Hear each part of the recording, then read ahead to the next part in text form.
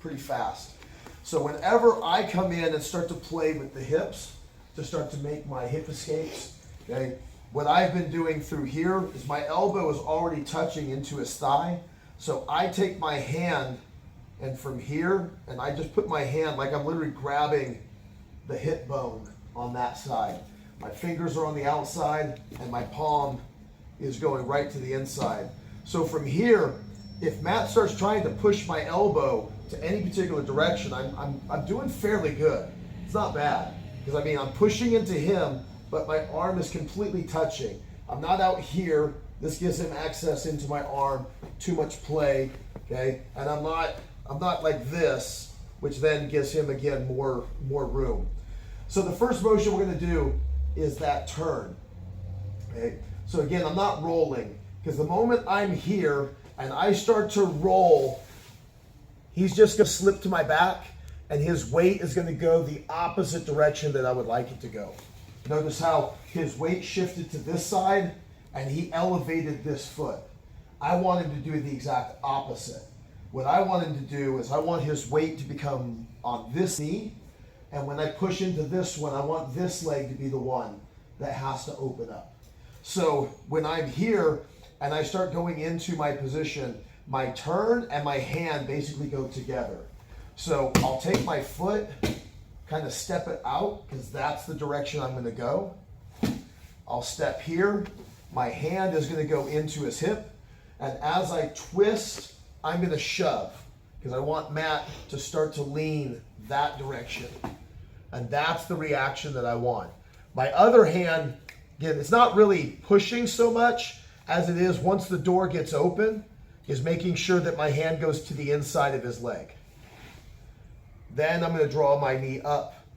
Now from here, this is where a lot of different stuff is going to happen. The one we're going to worry about right now is Matt is realizing what's happening and he starts to push in.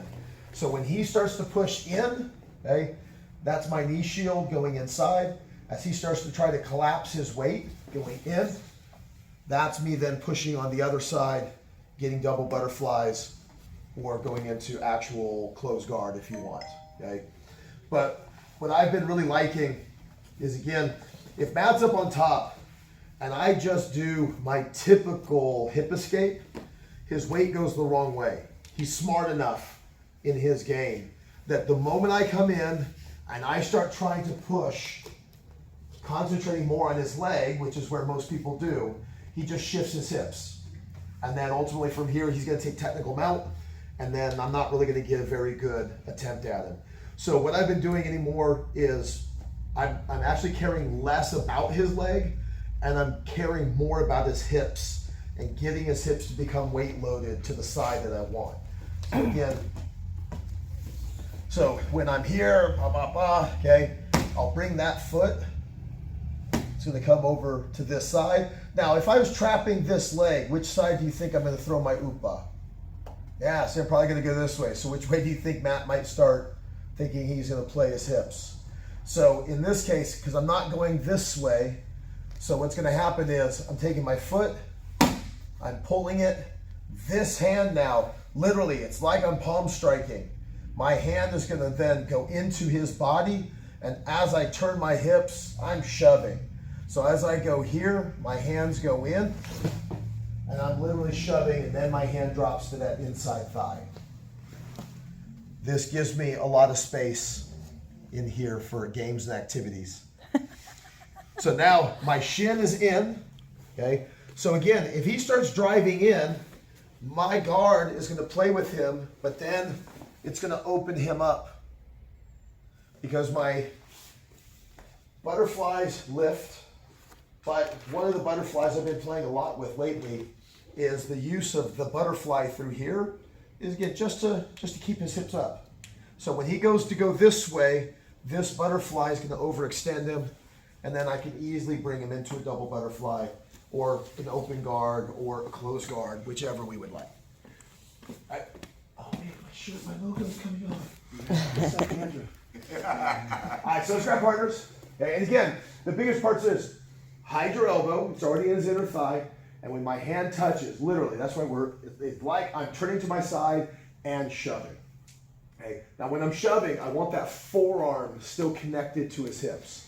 Okay. But I'm not pushing with my elbow. It's still pushing with my hand, and I'm pushing diagonally because I want him to become weight bearing on the knee that I'm shoving into.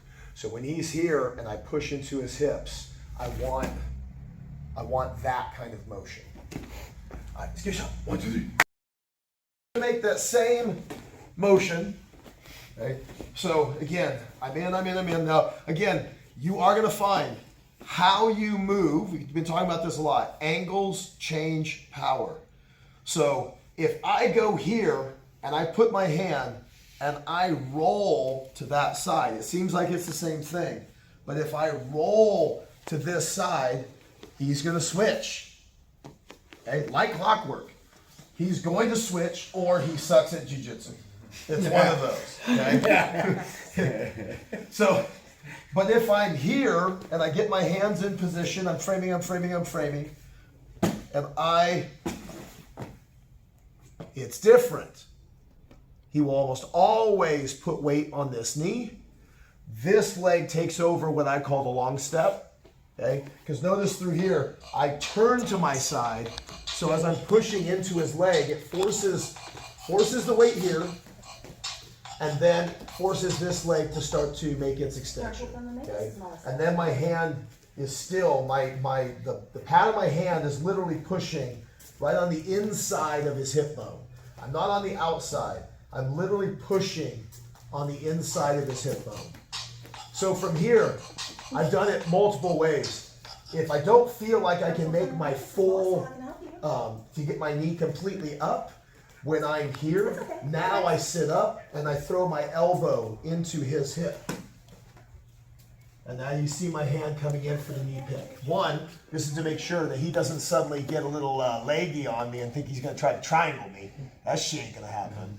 Okay? So this hand is coming in for the knee pick, and then this one is looking to break his hips down and come up. Okay? That one is sparing though. Okay?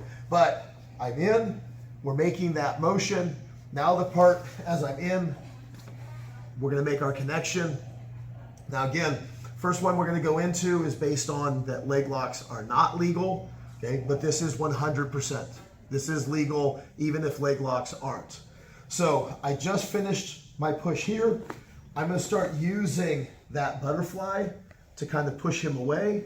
And as I do, I'm going to come in and look to underhook into his leg, okay? So as I'm here, I can't make it underneath this area, and that's okay. But as I'm pushing him away, I can make it to here and then cup the knee, just like we would when we're cupping elbows, how we get to the back side of the tricep.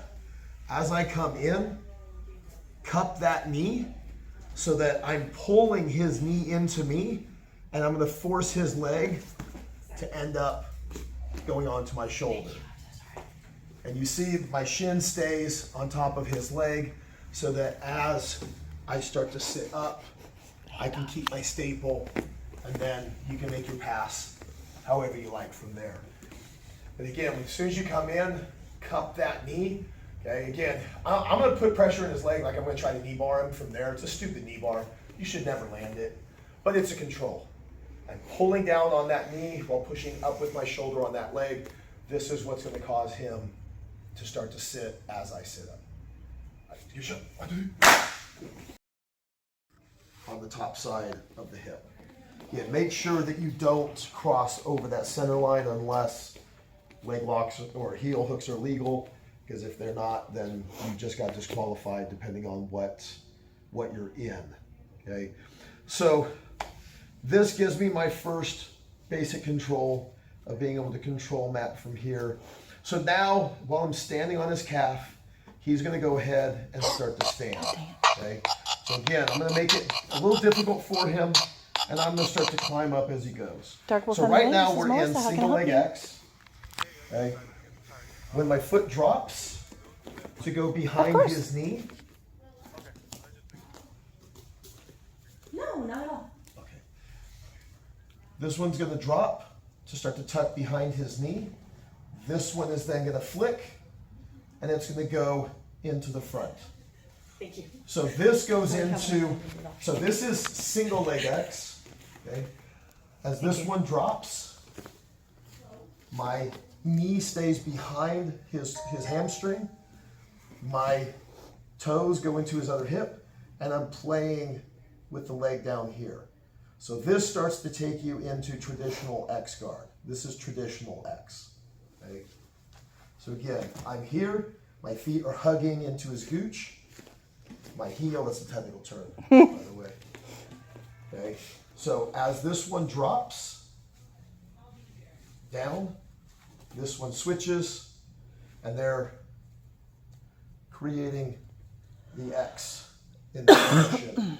This one can then also play lower into the ankle and the like, but this becomes your X guard. Typically, you're going to play with the control over the hand in through here as well. Once we're in X, we can use it to start to extend his hips or the like.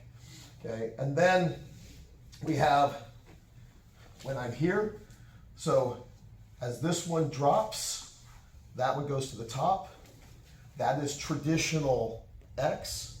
Okay, and then we can come in through here. This one can stay up into the gooch, and the other one can go low. That one's not your X, what do they call that? The reverse X. So X, reverse X. Okay. So that's what we're going to do is we're just going to play, get them into position. They're going to stand, and we're going to be in single leg X. Drop the one leg, other leg goes high. That's traditional X guard. Dave, can you do a real quick run through from the beginning? Real quick. Super fast. I got everything except for the initial.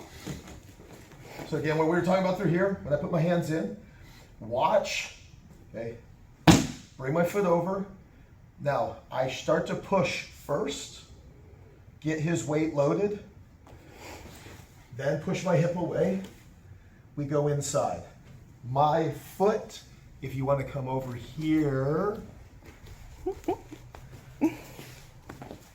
my butterfly is on the inside of his thigh, and my foot is starting to make a connection to the back of his calf. So that as now my left leg, it's like it's almost going straight up and down.